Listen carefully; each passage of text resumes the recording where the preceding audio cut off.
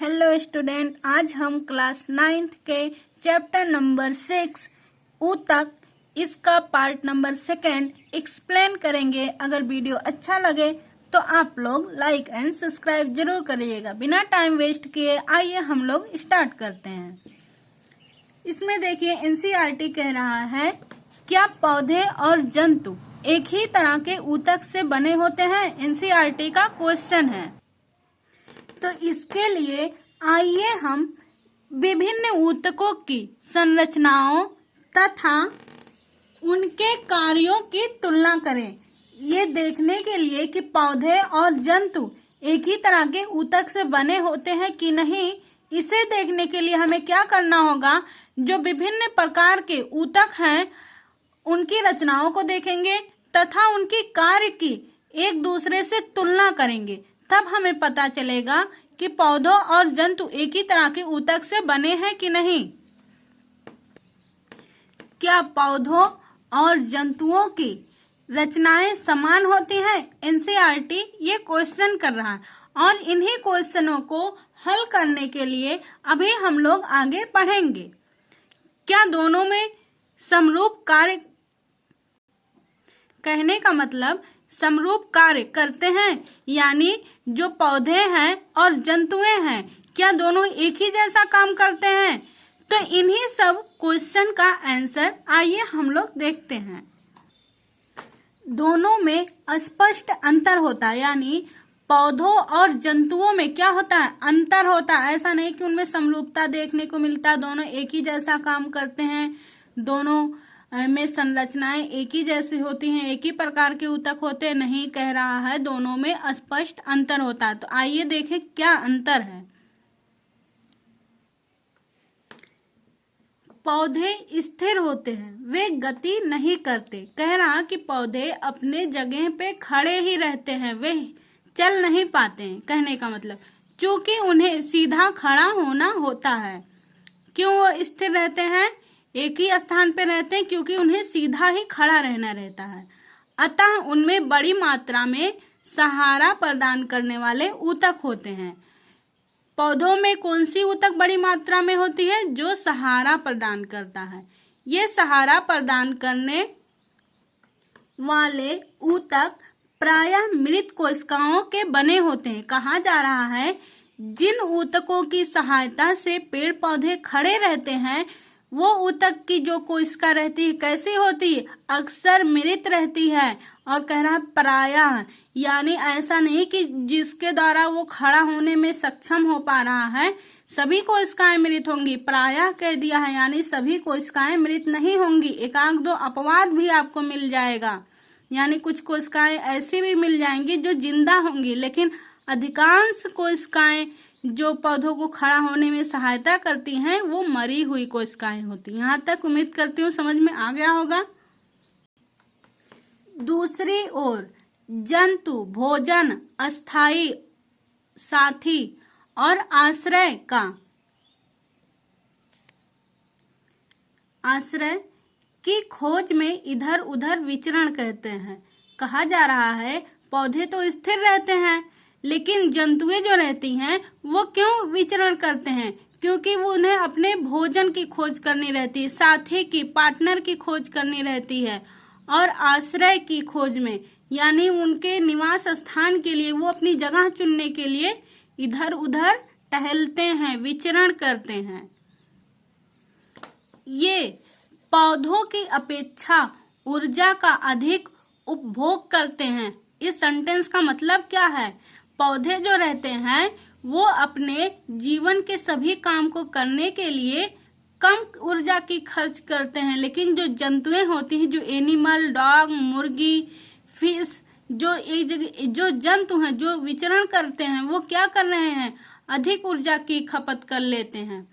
यानी जैसे पेड़ पौधे अगर वो सनलाइट जो अपना खाना बनाते हैं, फोटोसिंथेसिस करते हैं, उसके द्वारा उनको जितनी मात्रा में एनर्जी मिलती है उसका 10% यूज करते हैं, बाकी अपने अंदर उसको स्टोर कर लेते हैं। जब पेड़ पौधों को हम खाते हैं तो उसमें से सिर्फ 10% पेड़ पौधे यूज किए रहते हैं, बाकी 90% एनर्जी हमको मिल जाती है।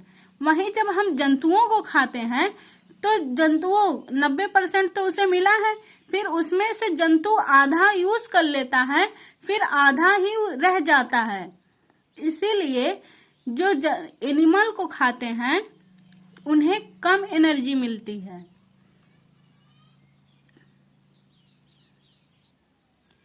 जंतुओं के अधिकांश ऊतक जीवित होते हैं। कहा जा रहा है जो जंतुएं हैं उनका अधिकांश ऊतक कैसा होता है? जीवित होता है। जिंदा कोशिकाएं उनमें पाई जाती हैं।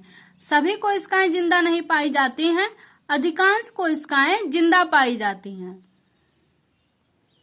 एक डिफरेंस तो हमने देख लिया कि पौधे स्थिर रहते हैं और जंतुएं विचरण करते हैं। स्थिर रहते हैं उसके अंतर्गत भी देख लिया, और जंतुएं विचरण करते हैं उसके भी अंतर्गत हम लोग देख लिए। अब हम लोग दूसरा अंतर देखेंगे पौधों और जंतुओं में। उनमें क्या देखेंगे? वृद्धि का अंतर। जंतु और पौधों के बीच उनकी वृद्धि के प्रतिरूप में एक और भिन्नता है। कहा जा रहा है एक और भिन्नता है। कौन सी भिन्नता है? उनके वृद्धि को लेके एक और भिन्नता है, और वो कैसे है? पौधों की वृद्धि कुछ क्षेत्र में ही सीमित रहती है, जबकि जंतुओं में ऐसा नहीं होता है। कहा जा रहा है जो पौधे वृद्धि करते हैं तो उनमें कुछ क्षेत्र में ही वृद्धि होती है, जबकि जो जंतुएं होती हैं उनमें ऐसा नहीं होता, यानी उनके संपूर्ण बॉडी में वृद्धि होती है, पूरे शरीर में वृद्धि होती। इसको कैसे समझे? इसको हम लोग देख लेते हैं। तो पौधे जो होते हैं इस तरह का क्या रहता है? प्लांट रहता है। आइए हम लोग समझते हैं। फिगर बहुत अच्छा तो नहीं है, लेकिन इससे हम समझ सकते हैं। कहा जा रहा है कि पौधों में वृद्धि कुछ क्षेत्र में ही सीमित होता, यानी जहां विभाज्य ऊतक पाया जाएगा पौधों में वृद्धि वहीं होगा। सिर्फ विभाज्य ऊतक कहाँ पाया जाएगा? जैसे ये शाखाएं निकली हुई हैं तो शाखाओं के टिप पे पाया जाएगा, यानी जहां शाखाओं का नोक होता है वहां पाया जाएगा। ये कोई शाखा है तो शाखा के नोक पे पाया जाएगा। ये इसका क्या है? ये इसका मोटा तना है। यहाँ पे ये तो द्वितीयक वृद्धि किस तरीके फैल के करेगा? जहाँ पे विभाज्य ऊतक पाया जाएगा वहीं करेगा। और देखिए शाखा का ये आगे वाला भाग तो बढ़ेगा, लेकिन यहाँ वाला जो भाग है वो सिर्फ मोटाई में बढ़ेगा, लंबाई में नहीं बढ़ेगा। इसीलिए कहा जाता है जो पौधों में वृद्धि होता है वो क्या होता है? कुछ निश्चित स्थान पे सीमित होता। फिर एक टाइम के बाद जब पौधा अपने मोटाई में भी बढ़ जाएगा तो उसकी वृद्धि क्या हो जाती है? रुक जाती है। और यहाँ पे क्या रहता है? लेकिन वहां पे जो उसके नोक होता है, जो डाली का नोक होता है, वहां पे लगातार वृद्धि हमेशा होती रहती है। कुछ डालियां छोटी छोटी टूट के निकलती रहती हैं और यहाँ से वृद्धि होता रहता है। तो इसमें यानी वृद्धि कुछ सीमित स्थान में होता है, पूरी बॉडी में एक साथ नहीं होता है। अब यहाँ पे देखिए जैसे कोई एनिमल यानी ह्यूमन ही ले लें, जब इसमें वृद्धि होगी तो इसके शरीर के प्रत्येक कोशिका में वृद्धि होगी, प्रत्येक अंग में वृद्धि होगा। यहाँ इसके हाथ में जितनी ऊतक जितनी कोशिकाएं पाई जा रही वो भी वृद्धि करेंगी। जो इसका स्टमक है, हार्ट है, लंग्स है, सब क्या करेंगे? अपने आकार में एक साथ वृद्धि करते हैं। लेकिन पौधों में की जो कोशिकाएं रहती हैं सभी कोशिकाएं एक साथ वृद्धि नहीं करती हैं। यही अंतर है। आइए हम लोग आगे भी देखें। पौधों के कुछ ऊतक जीवन भर विभाजित होते रहते हैं। कहा जा रहा है पौधों के कुछ ऊतक ऐसे होते हैं जो जीवन भर विभाजित होते रहते। जैसे आप लोग आम का पेड़ सभी लोग देखे होंगे, तो आम के पेड़ में जो नोक वाला सिरा होता है किसी डाली का, जो उसका टिप होता है एकदम अग्रभाग जो होता है जहाँ पे आम का फल लगता, आप लोग देखते होंगे हर 1-2 वर्ष 1 वर्ष के बाद वहां पे फल लगता। क्यों लगता है? क्योंकि वहां की कोशिकाएं विभाजित हो रही हैं। ऐसे ऊतक कुछ क्षेत्र में ही सीमित रहते हैं। कहा जा रहा है जो हमेशा जीवन भर विभाजित करते रहते हैं वो ऊतक कुछ क्षेत्र में ही सीमित रहते हैं। ऐसा नहीं कि संपूर्ण पेड़ में क्या होगा? विभाजित होने लगेगा, तब तो संपूर्ण पेड़ में से ही वो अपने लंबाई में बढ़ता रहेगा, ऐसा नहीं होता है। कुछ ऊतक जीवन भर विभाजित होते रहते हैं। जैसे आप लोग अगर किसी पेड़ का सोर उखाड़ेंगे तो सोर का जो नोक वाला पार्ट होता है वो भी विभाजित होता रहता है। और आप लोग जब पेड़ का एकदम ऊपर वाला देखेंगे जहां से बौर निकलता है, जिसे गांव की भाषा में बौर भी बोलते हैं, फ्लावर कहते हैं साइंस में उसे, वहां पे क्या होता है, वो अपने जहां से वो निकलता है वहां की कोशिकाएं हमेशा विभाजित होती रहती हैं।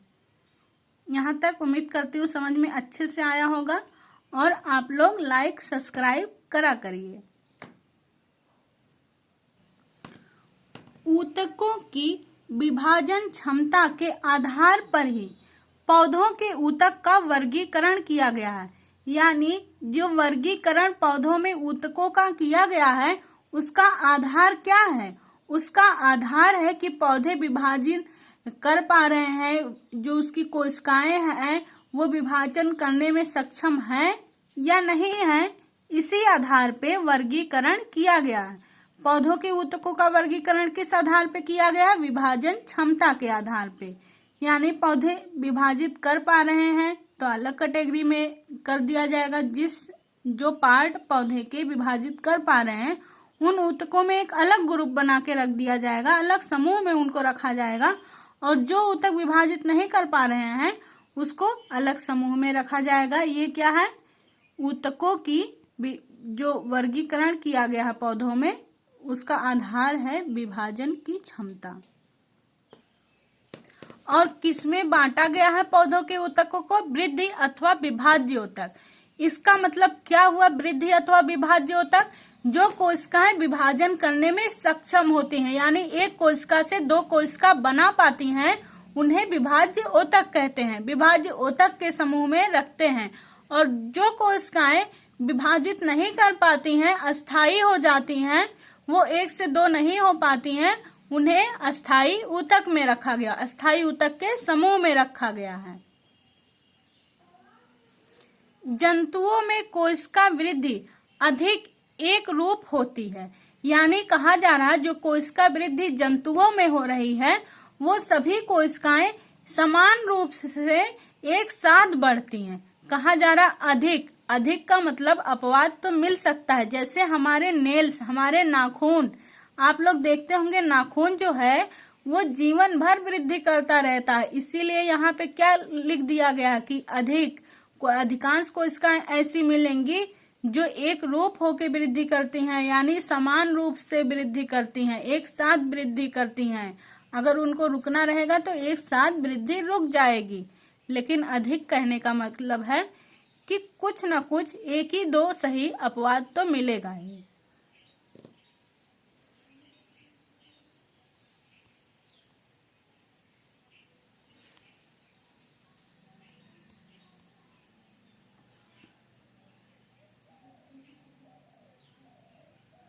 जंतुओं में विभाज्य तथा अविभाज्य क्षेत्रों की कोई निश्चित सीमा नहीं होती। कहा जा रहा है जैसे आप लोग देखते हैं कि जो पेड़ थे अभी हमने देखा वो एक साथ वृद्धि नहीं करते। पहले वो लंबाई में वृद्धि करते जाते हैं, फिर कुछ टाइम के बाद वो क्या करते हैं, चौड़ाई में वृद्धि करते हैं। और उनका स्थान निश्चित भी नहीं रहता है।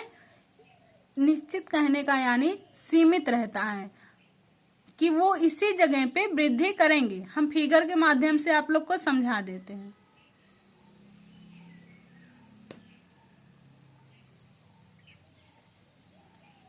लेकिन क्या बताया गया है, जो पौधे हैं उनमें विभाज्य अविभाज्य क्षेत्र की निश्चित सीमा नहीं होती है। जब जंतुओं में वृद्धि होती है तो एक साथ पूरे शरीर में वृद्धि होती, ऐसा नहीं इस जगह वृद्धि होगी इस जगह नहीं होगी, कहीं होगा कहीं नहीं होगा। तब तो हमारे एक पैर में होगा, दूसरा पैर तो छोटा ही रह जाएगा।